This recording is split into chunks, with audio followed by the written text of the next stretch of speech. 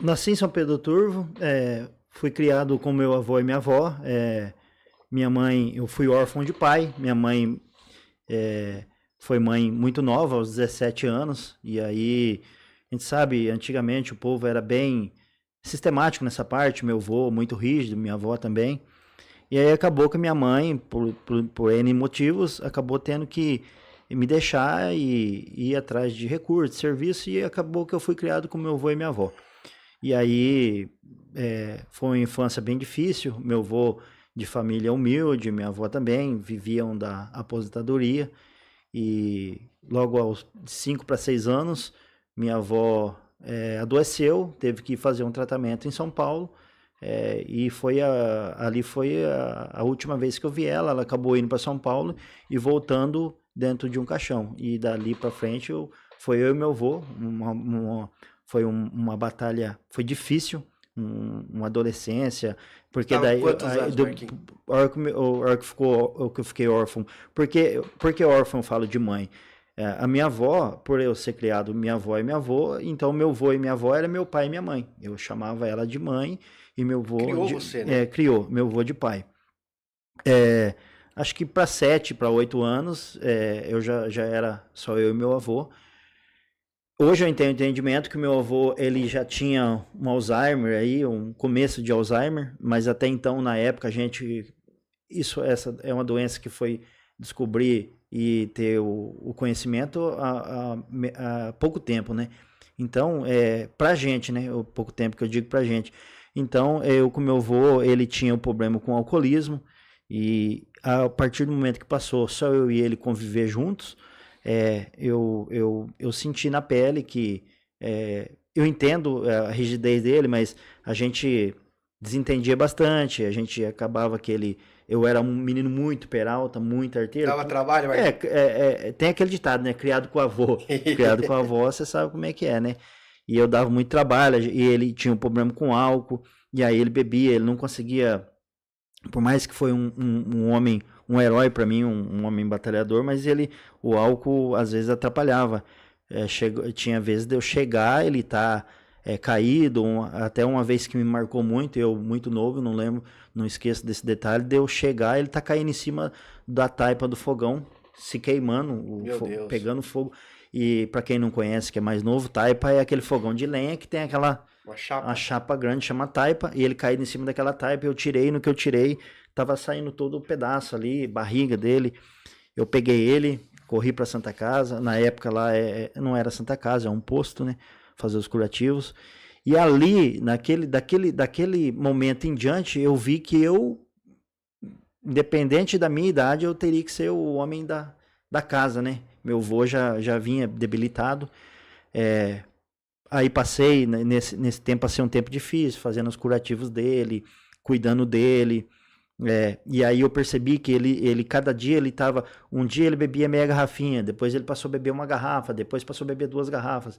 E a gente perdeu o total controle. A nossa casa era de madeira na época, a casa chovia praticamente metade da casa, a gente dormia só num colchãozinho ali no chão. E eu lembro que época de chuva a gente cobria com encerado dentro da casa, de tanto que chovia dentro. Mas para mim era o que eu tinha, era o meu avô. Por mais que a gente tinha um suporte de um padrinho meu que sempre mandava recurso pra gente de São Paulo, faltava dinheiro, meu avô ia lá e pedia recurso para ele mandava alguma coisinha. Só que o que acontece? Eu não tinha o entendimento do dinheiro, o quanto valia o dinheiro. Então eu recebia a aposentadoria do meu avô. Eu lembro até hoje, eu ia pegava, comprava, pagava as coisinhas básicas em casa, eu ia no jogar fliperama. Na época o fliperama era. Tanto que eu fiquei expert em fliperama. Ia lá jogar Mortal Kombat, jogar Street Fighter, torrava dinheiro. Com 10, 12 dias já não tinha o dinheiro mais do mês inteiro. E aí vinha a dificuldade de falta, Fliperama naquela época era era febre, né, na febre. molecada, E né? eu fiquei expert nisso. E aí a gente não tinha um entendimento. Então, e meu avô continuou no alcoolismo, continuou até que os meus familiares acertadamente percebeu que a gente não poderia viver só nós dois, né? E aí levaram a gente para um sítio na área, na casa de um tio meu e minha tia, que passaram a cuidar da gente. Só que a gente sabe que não culpo eles, porque a gente sabe que a partir do momento que a gente vai para casa de família, a gente família, mas eles não têm aquela obrigação de cuidar da gente, né? De um filho aceitar um pai idoso dentro da casa, que já tem seus problemas com álcool, tem suas comorbidades, e aí um sobrinho que é peralta, que é imperativo, que é difícil de... Eu não me coloco como vítima, que eu também fui um menino. Pode ser por causa da criação, de ter sido criado meio que sozinho, sim, mas eu não me coloco como vítima, eu sei que eu também dei trabalho. E aí eu percebendo essa dificuldade de eu me interagir, de eu me comunicar com eles, de eu ter essa abertura com eles, por mais que fossem bom para mim, me deram de comer, me cozinhavam, lavavam, passavam, mas eu queria minha liberdade. E aí, um certo dia eu fui convidado para ir em Caporanga, isso foi lá pro ano de 93.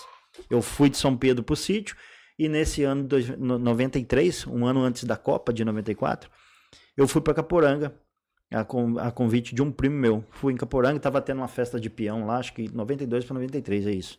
Uma festa de peão, e depois me convidaram para voltar para jogar nesse time de Caporanga. E eu sempre joguei bem futebol, eu era bom de futebol, sabe?